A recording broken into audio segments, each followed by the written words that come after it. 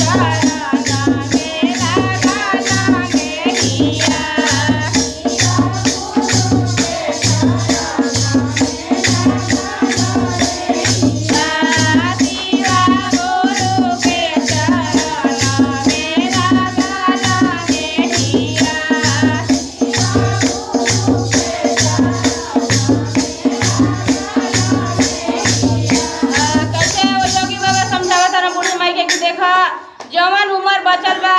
तमन घर दुआर बेटा पतोई सब छोड़ दा अभाव भजन में लाग जा। जहाँ जहाँ की चर्चा होता तहाँ तहाँ सत्संग होता तहाँ भाव भजन होता वहाँ जाके 2 मिनट बैठ के ताली बजाला मुँह से 2 बजन के भजन गाला उहे तारा संग में जाई। जौन बीतल समय बाटे तवन भगवान के शरण में लगाला अब वो से तहा कुछ तो मुक्ति मिल जाई। तो कैसे कहता अरे